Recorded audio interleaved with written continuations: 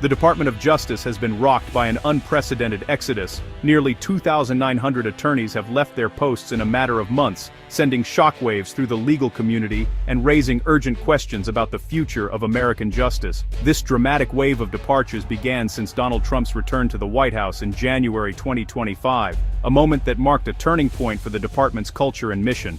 This mass departure, nearly 30% of the DOJ's legal staff, signals a department in crisis. Forced firings, principled resignations, and early retirements have gutted its core, leaving behind a shell of what was once a robust institution. The loss of institutional knowledge is staggering. With so many experienced attorneys gone, the DOJ's ability to prosecute complex cases and uphold the rule of law is now severely compromised, and the ripple effects are being felt across the entire justice system. Career prosecutors, many with decades of bipartisan service and deep expertise, have left, unable to reconcile their oaths with the department's new, politically driven priorities. Their departures represent not just a loss of personnel, but a loss of values and continuity. The once bustling corridors of the DOJ are now marked by fear, uncertainty, and disillusionment. Where there was once collaboration and debate, there is now silence, as political loyalty replaces evidence-based prosecution. The consequences are immediate and far-reaching. Faltering cases, lost expertise, and a backlog of unresolved investigations that threaten the integrity of the justice system. In their place, the department is rapidly being filled by political loyalists, many of whom lack the experience or independence needed for such critical roles. This is not just a staffing crisis. It's a crisis of identity and purpose, with the very rule of law itself now hanging in the balance, and the nation watching to see what comes next. The DOJ's transformation was swift and deliberate under Attorney General Pam Bondi, a staunch Trump ally. The department's mission pivoted overnight from impartial justice to advancing MAGA goals, rewarding allies, punishing adversaries, and demanding loyalty. On day one, President Trump pardoned or commuted over 1,500 people charged in the January 6th attack, signaling a new era of political retribution. Prosecutors who built those cases saw their work invalidated, and about 20 attorneys involved in the prosecutions were immediately ousted. The message was clear: loyalty to the administration's narrative was now required. Faced with a choice between their careers and their principles, many attorneys resigned, accelerating the exodus. The DOJ was no longer an independent agency, but an arm of a political movement. The department's hollowing out was by design, leaving only a shell of its former self.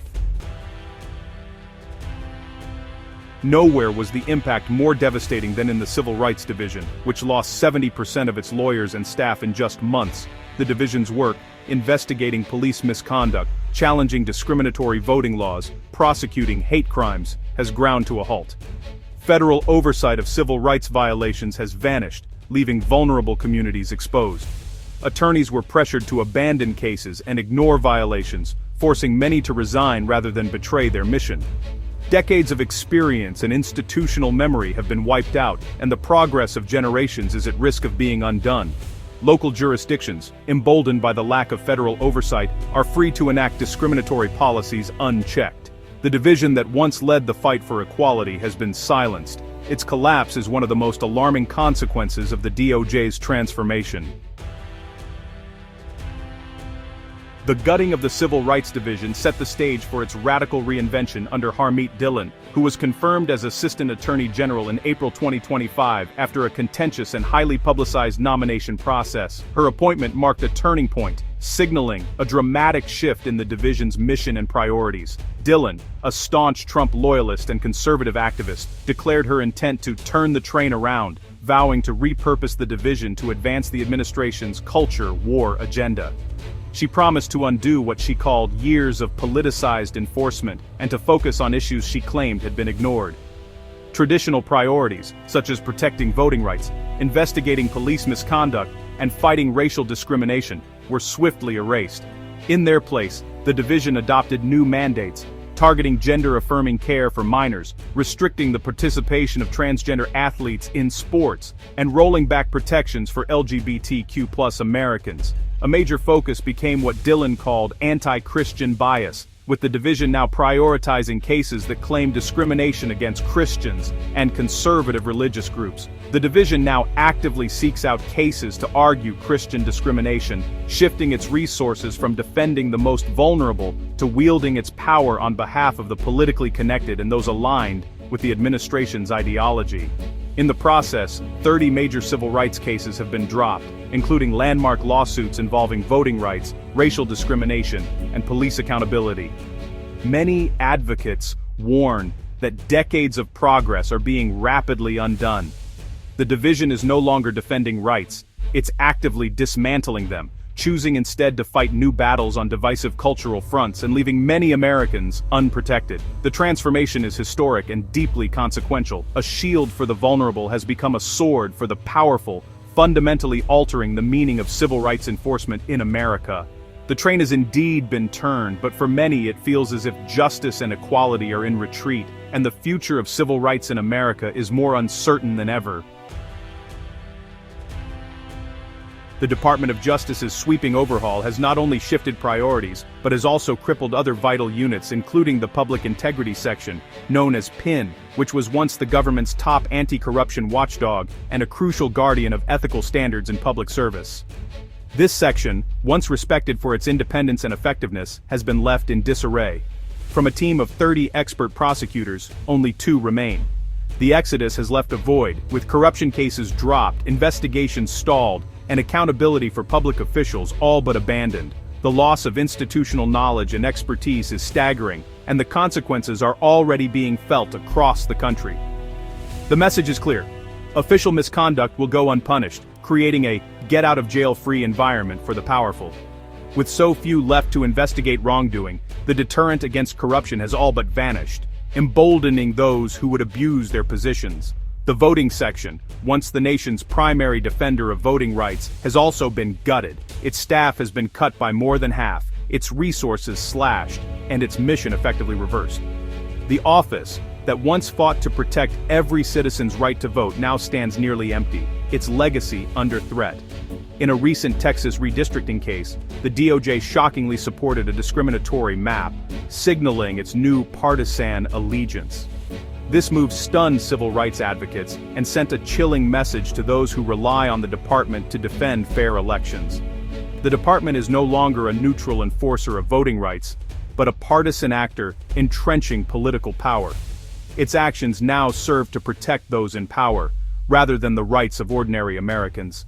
The collapse of integrity in these sections is a grave threat to democracy and the rule of law.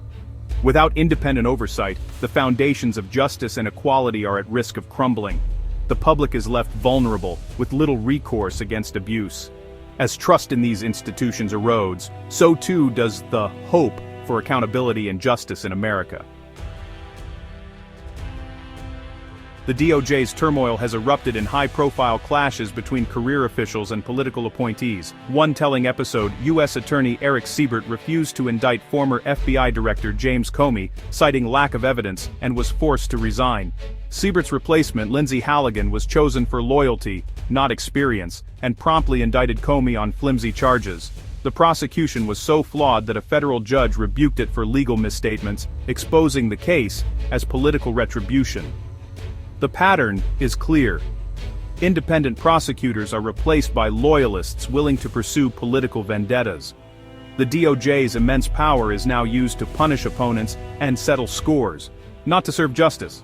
This transformation of prosecutors into political operatives is a profound corruption of the system. Equal justice under law is no longer guaranteed.